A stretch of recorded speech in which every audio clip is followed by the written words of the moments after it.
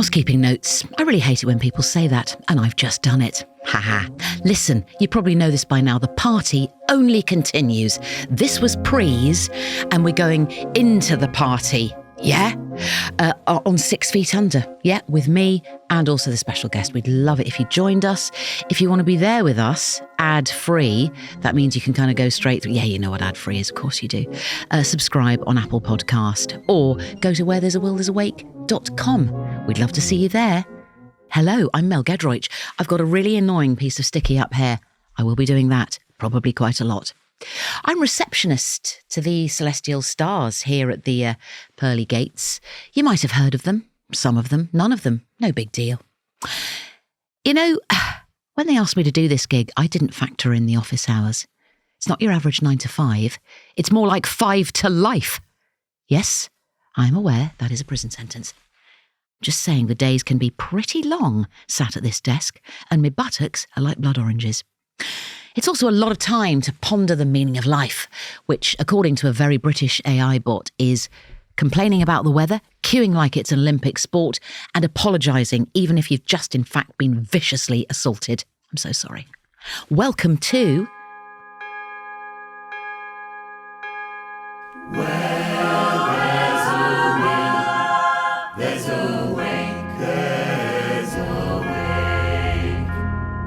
And who's our ghoulish guest today, I hear you ask? Well, I tell you what, if we're in the market for a new leader, I vote this guy.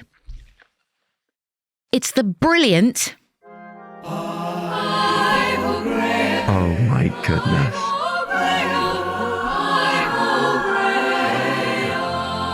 What an incredible honour. I give that to you. Yes, and I'll be honest, Mel, and I'm taking it because, of course, we're on film, so I'm doing a mime of taking the gift, which I'm so grateful for. And I brought a gift for you in my bag, but actually it's not good enough to go to get my bag for. Oh, listen, Ray, I love a gift. It's pretty rubbish. You go get it, Ivo. No, immediately we're on a tangent, a literal me leaving my chair I don't tangent. mind. I don't know if everyone's getting the choir introduction, but even if they do, that's fine. But that was an incredible way to be introduced. Thank you so much. But I have to say, that particular one was really, really strong. The choir respect some names more than others. Do you know what I'm saying? Yeah. There was actually, I love the stuff that was going on in the higher regions of that. It was beautiful. Well, you're from a musical family, as am I, and my father has sent me here. So can I just admit immediately that there's a bit more of a fluster because, and everyone who knows me will not be surprised at all by this, and I'm trying to change, but I was late to your podcast, a podcast with a lot of people working on it. It's a very professional operation. I have delayed something. It's quite serious here. Also, it's a podcast about death and grief, and I am, and it's a horrible joke, but it would be made at my funeral, the late Ivo Graham. Like, that's going to be really on-brand stuff. I don't know who's going to get to say that at my funeral, but everyone will have a good old laugh, unless I've really changed my ways. Do you know what? Yeah. Normally, I might be a little bit peeved. Okay. But I'm not, mate, because it's you. Well, that's very kind of you. Also, truthfully, the reason I was late was partly because I made some very poor decisions involving Lime bikes, but it's also because I set off late from home because, if you'll forgive me saying this, I was talking to my father about your father's funeral. I was having he was a at my dad's funeral? He was. I drove him there. I was the chauffeur. Why didn't you come in? Because I think my dad felt that...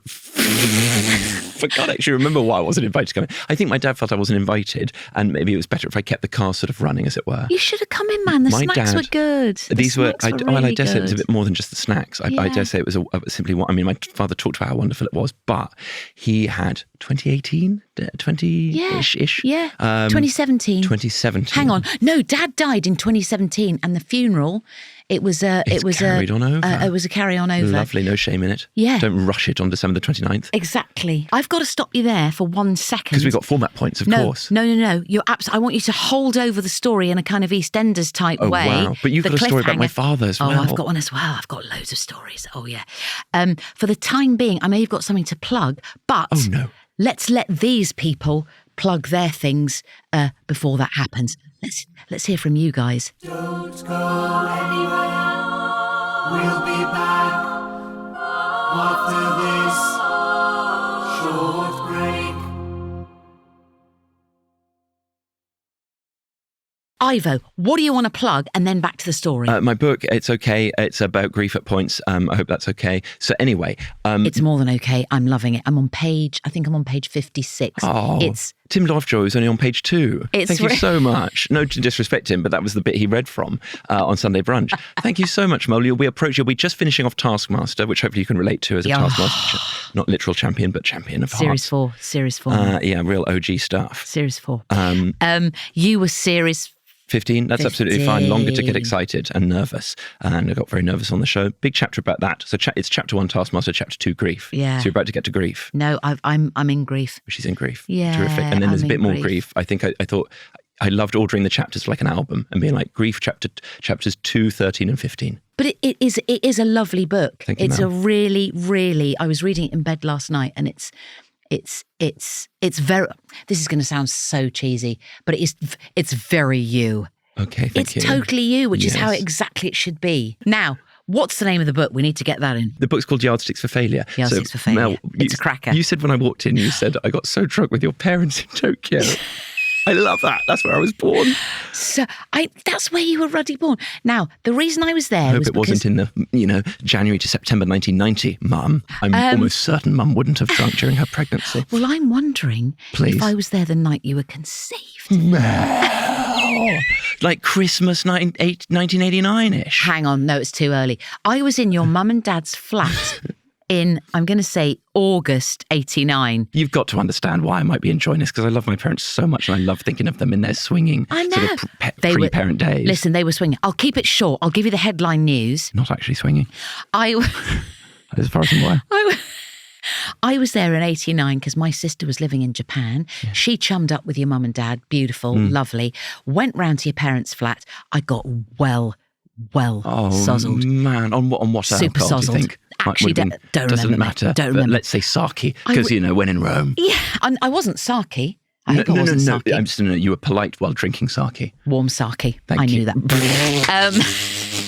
Got really ruddy drunk at your mum and dad's place. Then I went out to a nightclub and I think I sort of shed everyone in, I hope not too rude a way. And then I ended up snogging this guy. And, and I ended up back at my blooming sister's place at like 4 a.m. And I feel bad because I possibly need to apologise in that very British way to your mum and dad. I don't think they'll need that, but they'll love it on air. It's the last time I saw them, I think. And I remember in their flat in 1989, it was cool. It was like a kind of, do we call it a condo? I don't even know what that is. A condo. So. And there was a drum kit in the corner. Oh my, I'm at the stage of life, particularly with a young child, where I'm getting so moved by these like snapshots of my parents. Oh God, it's, yeah. I can't really handle that, Mel. Oh, Ivo! You tell a story about a snog, which I think is the greatest moment in the history of Would I Lie to You, and I'm including all of Bob Mortimer's stuff. Oh, God, stop it. We don't have to go into more detail about that because most listeners will know about it, but if you just type in Mel Gilroy, Would I Lie to You snog, it changes the rules of the whole game. It's insane. I love it so much. Listen, I'm really sorry that you've died, Ivo, genuinely, hand on heart. Sorry that happened. You're probably really itching to know what happens next. Can you give me 3 quickfire reasons why these, aka...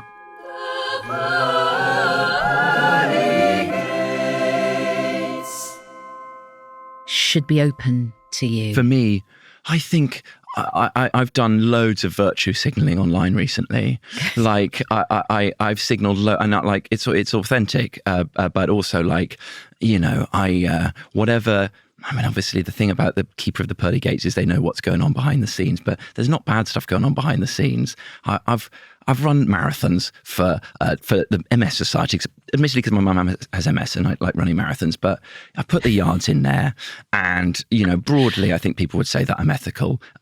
So that's got to be enough. That's good. How judgmental are these gates? Do you know what? It depends on the person. Okay. And I'm sensing with you that they're not going to be very judgmental. Don't get me wrong, I've had a couple of shockers behind the scenes. Yeah. Oh, we all have. Come on, man. I will pop you right into the spreadsheet. Thank you very much. Anything you want to get off your chest? I wouldn't thrive in hell. I wouldn't. I just wouldn't have a very good attitude, I don't think. Yeah. I don't like the idea of being waist deep in dung, which is how I view hell. I don't mind that, actually. Do you know what I mean? Yeah, just like a bad dream where you've got a pair of sort of steel waders on. Do you know that thing? And you can't run away. Oh, I take being in dung over the, and I know we're getting a bit classical here, but the old Sisyphus. Like, I think I would really struggle in a sort of Sisyphus pushing a rock up a hill forever Sisyphus situation. Sisyphus is awful. I'd definitely take the dung over that. I think I had Sisyphus in Edinburgh Edinburgh one year. Oh, Got a cream for it. Come on. yes, please, or Tokyo. So I've been allowed in. Thank you, Mel, for letting me in. Sisyphus is awful, actually. I haven't had it, but I will bear in mind. Yeah. Okay, we'll get back to what's going to be happening to you for the rest of eternity at the end of the episode. But for now, before you died, Ivo, I want to know one crucial thing, and it is crucial. What were you nibbling at?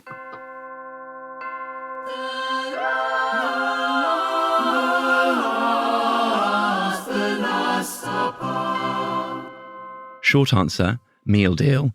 Long answer, I find this podcast quite stressful. I'm having such a lovely time with you because you're so kind and you've got so many great stories about my parents. But the format of it, when I talked about it, I'm not enjoying. I don't know if anyone else says, thinking about my, like, even if I'm trying to make it funny, it's like we were surrounded by death. I can picture a few, like, realities. Yeah. I don't really want to sort of give voice to them because it's like, it'd be just, I can't handle the dramatic irony. I mean, I won't have to handle it, but everyone else, if one of them happens. Yeah, I know what you mean. Do you know what, like, I'm afraid to say I've got mean. quite a clip because I had a dreadful time getting here on, and I'm sorry if you don't live in London, Manchester, Nottingham or Milton Keynes, which I think are the cities in the UK that have Lime bikes. But Didn't know Milton Keynes had Lime yeah, well, I Googled that when I should have been moving faster. But not texting while liming. There's these free e-bikes and they're the scourge of cities. They're really useful, but they're used by irresponsible people who are just making, and that's me, loads of me's people, complete, like, and I said, it'd be horrible if this happened, but I think I'm saying this, so I'll try really hard for it not to happen.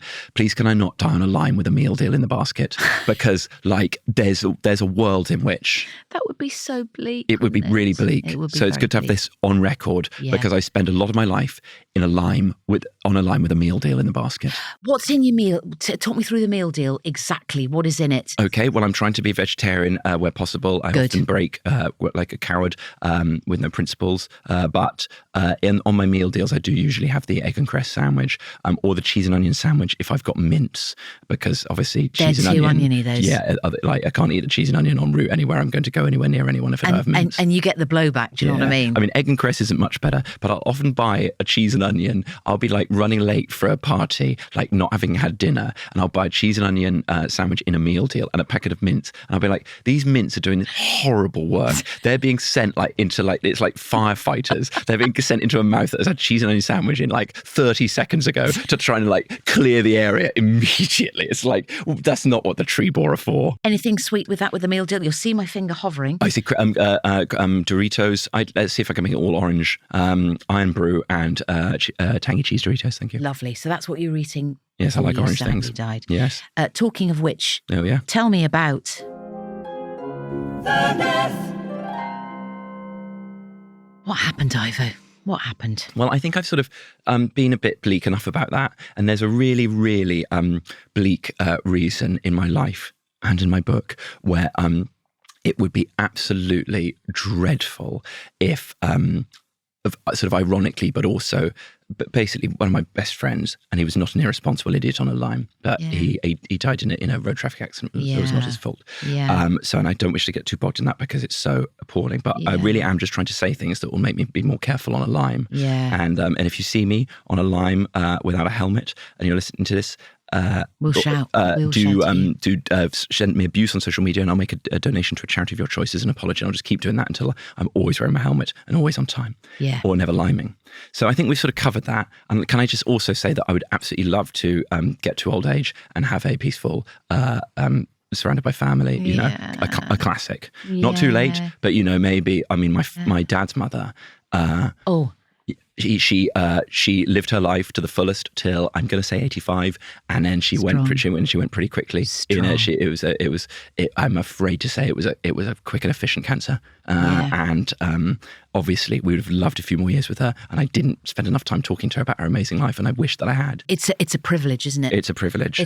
Old age is a ruddy privilege. Okay. Now I've said it before. We're devoted, obviously, that you've gone. While we try and get to grips with it, let's hear from one of our listeners.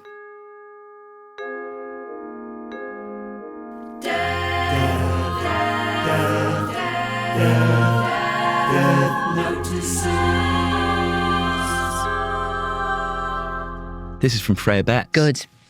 Hi, Mel and Death Gang. Amazing. Absolutely love the podcast and digging the new Celestial Secretary vibes, Mel. Wow, this is a real person.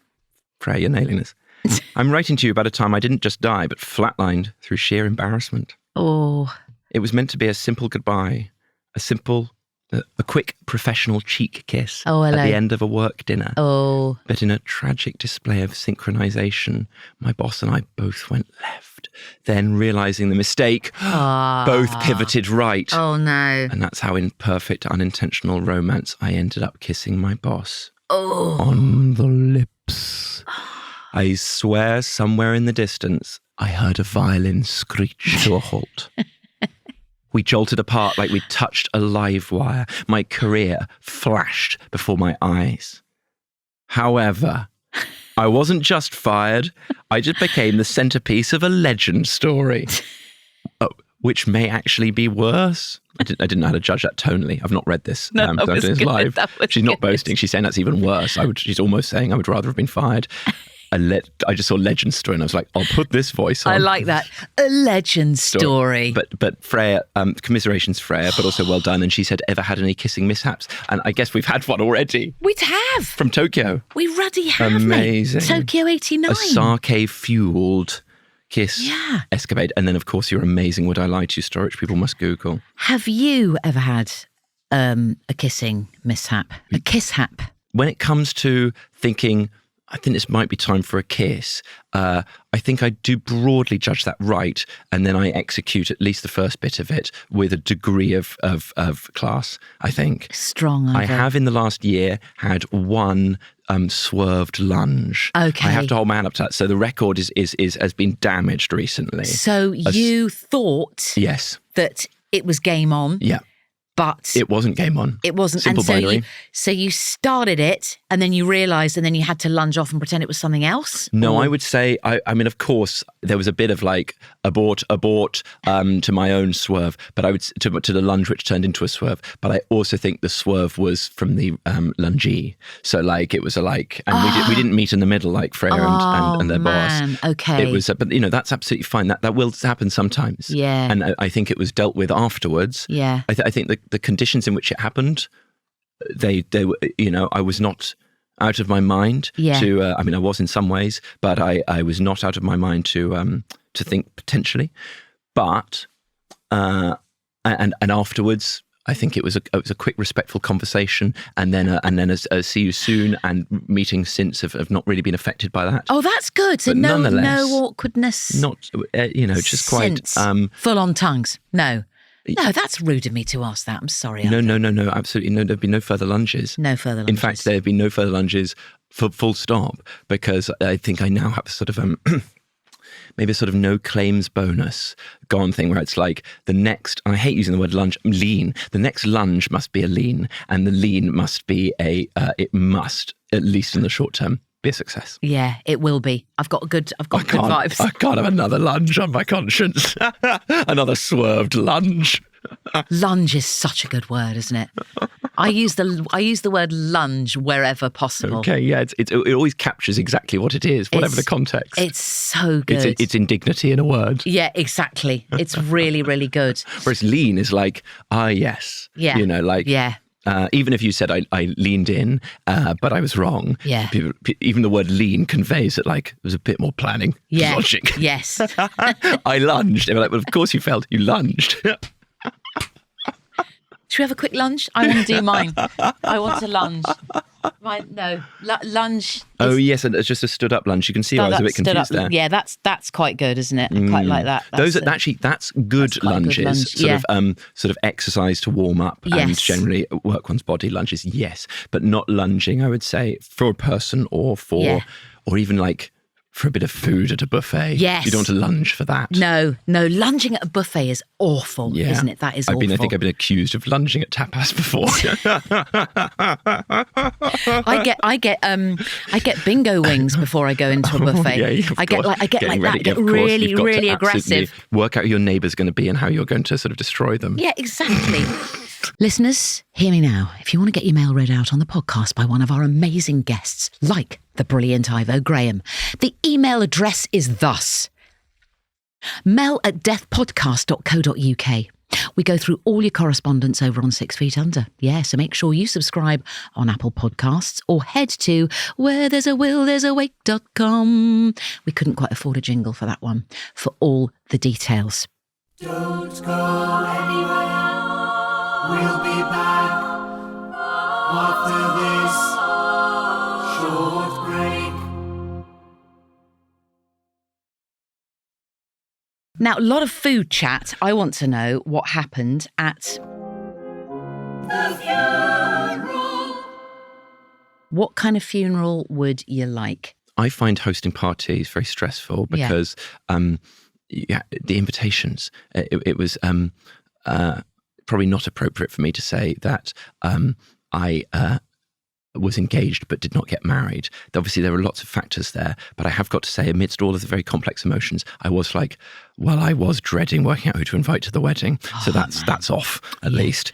And like, that's really stressful. And one of the great things about funeral is that everyone has to come if they care, and you don't have to do the invites. So that's great. It's open. Yeah. But you could get anyone one there. You could get some right old rogues and randos. Well, best of luck. Do you luck. mind? Yeah, well, Do you I'm mind? not flattering myself that many rogues and randos will come, but, as long as they're not displacing, close family from the service, that's great. So, but then I did think about a barrier to entry one. Because what's quite fun is I've found parties much easier. Not that I've hosted lots, but I hosted a party themed around the music of Nick Cave earlier this year because he's the poet laureate of Grief.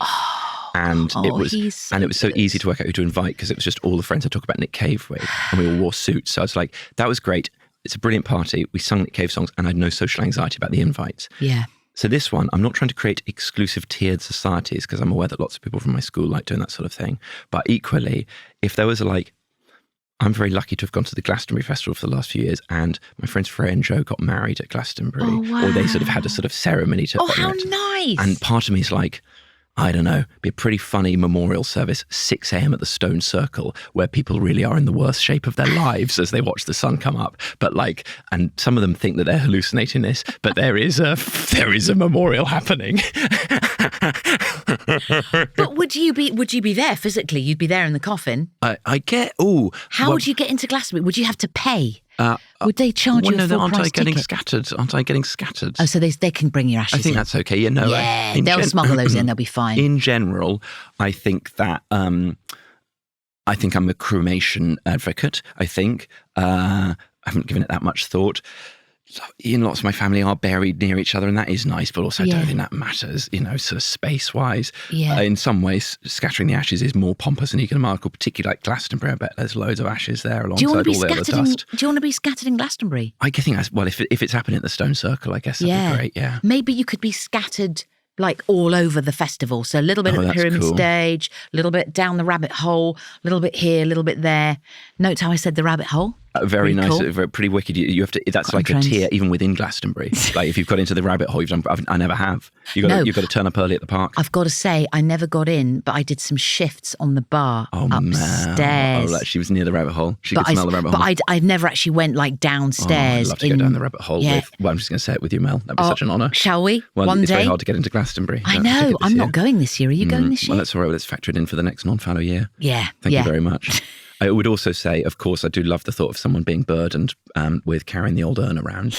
Really? Quite heavy. And also, I don't want to, I know this is such an ego thing. I've got a friend called Ed who once brought his father's ashes to a party in Edinburgh because he'd come straight from the memorial. And it did sort of become a bit of a bit on the night. It was like, guess what Ed's holding? No. So, I think that is going to be quite tough for, my brother or probably my brother is my great and his, wonderful girlfriend Julia and the crew, we're the Stone Circle 6 a.m. crew. Right. And, I think I'll say get it done early in the festival. Yeah. Maybe on the Thursday night. Yeah. Absolutely. Before the headliners kick off.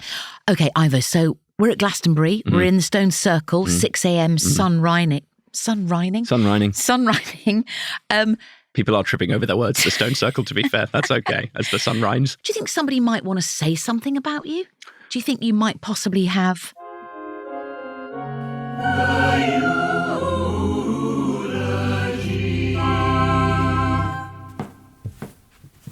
So, it's sad Ivo's died, etc. We're all aware of that. Let's mourn. He must be livid. To miss out on that inheritance by dying first is heartbreaking. Because, oh man, just tantalising, I'd describe it as. I first knew Ivo when we started gigging together. He supported me on tour. And I think it's sad that, like when Susie died a few weeks ago, he won't be able to see my upcoming tour, Not My Cup of Tea, that is available online. He would have been able to buy tickets. I'd have probably given him a free one. Another thing he's missed out on. But at least we now don't all have to pretend that we've read his book. Oh, the kicker. It's perfect. That's the second eulogy that's Josh Widdicombe. I know that. That's the second one he's done, simply to promote his tour. Well, I'm afraid my process for this podcast has been chaotic, but I was very pleased when I realised I'm very lucky to know Josh, and I'm doing a podcast with him later, not to make it sound like I'm doing the rounds, but I am. And I remembered that I needed a voice note, and I'd listened to the Susie one. I was like, perfect. Josh's astonishing hit rate. Is he going to do all the eulogies on Mel's podcast? Also, a great Glastonbury man. I'm not sure I've ever seen a stone circle with him, but even in his heyday, he was sort of maybe 3 a.m. But I think it would be great. It's really appropriate that it's him, and I'm very grateful that he did that at unbelievably short notice when I was already running late for your podcast. I think just after I texted 5. Was this on the Lime? It was sort of in and around the Lime. Good lad, that's within 8 minutes before coming on air. That's pretty damn good. It wasn't on the Lime. I'd like to actually say that, but yeah, it was all part of this morning's blur. Don't go anywhere. We'll be back after this short break. So we're at Glastonbury. Are you going to pay for drinks? I mean, they're bloody expensive. Having worked the bar at the Rabbit Hole, I mean, I was charging 10 quid or something. It was outrageous for a cocktail. I'm sorry to be such an evangelist for it, but it's not just because I'm still short of a ticket for this year, but I really do think nearly everything about it, apart from occasionally the late night crushes at the dance stages, is amazing. Yeah. And I actually think they're pretty reasonably priced for, ideally at your funeral, you're going to, you're bulk buying. Yeah. You're going to Costco. Ideally, you're not buying drinks at sort of individual prices, but you could do a lot worse than do them at Glastonbury prices, I would say. But anyway, ideally, people are not putting their hands in their pockets at my memorial. Yeah, that's a bit bleak, isn't it? No judgment, of course, if that's ever the situation for whatever reason. But I think that ideally, if I'm organised enough, and I won't be, but maybe someone will be on my behalf, I'll have funneled, I'll have my stuff for my daughter in the will, but also there'll be drinks at the, I guess the Glastonbury Drinks Fund will be set up. And if not, I think, unfortunately, my family will just have to be like... They'll stump. They'll have to stump, Sorry, family. Yeah, in fact, you mentioned the will. Who's getting what? The will and the wake. This is such an insane podcast because you don't want half the things we've talked about to happen. And I don't want my siblings to... Well, it's hard. My siblings and I am the eldest. So if it's exactly like, first in, first out, and I'm certainly the greyest of hair. I'm aging the fastest. You don't look grey at all. Oh no, sorry, I'm fishing there, Mel. But anyway, that's. But you bloody don't know. Well, then you'd be blinded by the brownness of my brother's hair. Your hair is so thick and luscious. I think even if you do go grey, it won't even show that much. Mine is so fine and limp. I'm going all the way around. I'm also going bald. Look at that, Ivo. I've got a freaking cul-de-sac. You could park a car in there. Mel, you're looking dang good, mate. The last time I said this to someone, I lunged and got swerved. But I actually think you're looking absolutely fantastic. But as I say, that sentence turns out it's not actually quite as much of a guaranteed sort of. And I don't say these things in an act of cynicism, but I still thought that'll be a nice thing to say before the lean. But it was actually a disastrous thing to say before the lunge. Anyway, thank you for being nice about my appearance. I think that you're looking lovely and also wearing a very cool shirt. Thank you so much. But anyway, who's my getting siblings, what? If they're around, I'd love them because they're legends, and also they would. I think they would oversee. They'd resent, of course, because we're having these chats. all the time because my dad is like Obsessed with how much mess there's going to be. And he's trying to sort of be like, I'm doing this when he's like explaining to my mum why he's in the attic again on the weekend. He's like, I'm doing this because otherwise bloody, and he basically says, Ivo's not going to do this. I am the worst hoarder, the worst bin, and we need Mel with the marigolds. Mate. If I have to tidy a room, here's what will happen. The first thing I pick up will be, for example, it could be literally anything, but let's say it's a ticket to something I attended in 2004. And I'll look at that ticket and I'll feel sad for 2 hours and I'll text a photo of it to the person I went to that thing with. And then I'll work out how to file that ticket, and maybe I'll make a file. And that is all the tidying I'll do that day. So if you imagine I'm working on a 1 ticket per day basis and I'm doing maybe 1 tidy a year, I'm making slow progress. I can so help you. Yeah. I mean, it's harsh. It's full exposure therapy. 1 pair of marigolds and a roll of bin liners. Yeah. I'm there. I can do the whole thing in about 4 hours. Leaving a mess to one's mourners is one of the, in many ways, cruelest things you can do. So what one should do is leave a Mel to one's mourners. Leave a marigolded Mel. In fact, let them, anyone who ever hated my clutter, it would be like, get in there. Maybe that's like part of it. Maybe it's like marigold, bulk by the marigolds. And it's like, come to my parents' house, my siblings' house, my daughter's home, whoever's got the horrific responsibility, get in there with your marigolds, take what you want, but also bin as much as you can. Mate. And that's sort of, but maybe that's in the week before, Glastonbury or something. I'll That's be dead, great. but I'll pass the marigolds on to my youngest daughter, who's already showing very, very strong signs. Of being good with marigolds. Oh my God, I've trained her up. Wow. I'll send her in, she'll do the biz. That's amazing. Because I love tidying. Oh, I love it. I get rid of about a bin liner a week. Well, Ivo, serious. You need me, man. Yeah, Just call me. I am. We'll exchange numbers. I think I would be Marie Kondo's greatest project. Listen, talking about tidying things up, are there any skeletons in the old cupboard that you might just want to deal with before you pop off? No, I really am going to say no there, I think. I can't imagine there are, actually. I have one incredibly delicate personal situation which has been ongoing in my life for around the duration of my daughter's life. Yeah. And that has meant that you've witten about it in the book as well. I've alluded to it. You've I think alluded, I've tried to stay on the right side of it. Yeah, But, exactly. I think I would have said that, pre-2019, the worst bad words being said about me, and they were really cross sometimes, were he's disorganized to the point of rude. But those are the worst. I think some other bad words have been said. But what I'm basically saying is I don't think it's the same as skeletons, and you've got to hope that death washes everything away. Yeah. You've got to hope that all of that is just like, Oh, yeah. No one cares. I've died on my ass at some comedy gigs, but even they hopefully would forgive that. Yeah. Nuneaton would be like, well, in some ways it was great to watch him die before he died. And that was quite a difficult spiky mic gig. We've all got a Nuneaton, mate. Yeah. Sue and I have got about 30 Nuneatons. Okay. So don't you... 30 Nuneatons tour would be great. I've sort of done that tour as well. But like, and a Don't couple of you the worry. lunges, but they'd be like... They're fine. Yeah, The lunge, they'd be you've talked they'd be about the lunge. they'd be You've expunged the lunge. Expunged the lunge. Yeah, that's terrific. Have you ever done it? Go on. I did at university. Academically, I did one thing which would technically have got me a bit disqualified from a preliminary exam. Okay. And that's not great. But luckily, Notes down the pants? I haven't. No, I'm not going to go any further. But Okay. I've not lent on my degree. But technically, it's not invalid. But so that's a skeleton. That's the end of the skeletons.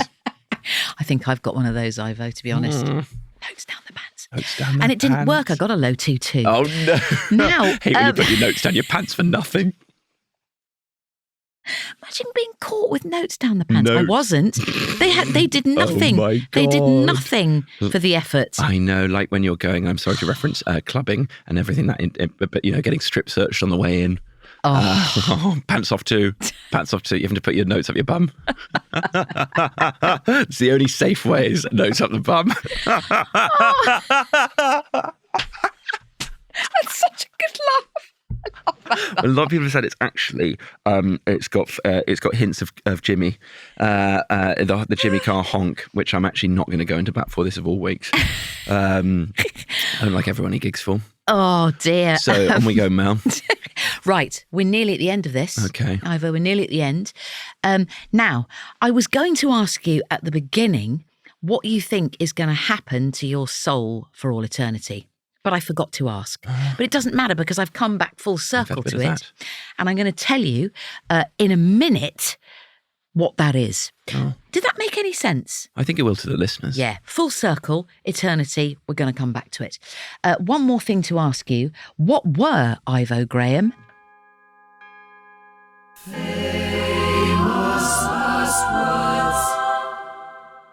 Thank you to the Rathbones who sing these amazing jingles. Famous last words, Ivo. Any famous last words? The worry is, and I've sort of made this pun already, but it's a text that I send regularly. It sort of would work, I suppose. Sort of late, when Late, sorry is good. Like that's the sort of text in a hurry, and also if when it has all happened, whenever it has happened, there will be the late, and also ideally there'll be a bit of sorry.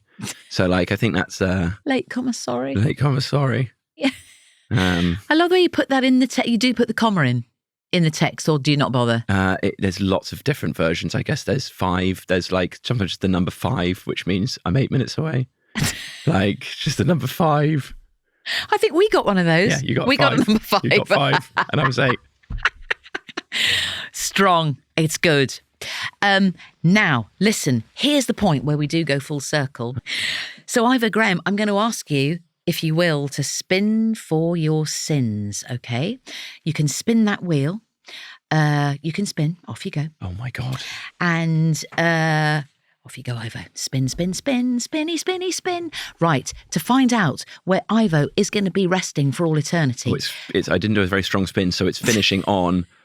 Don't say.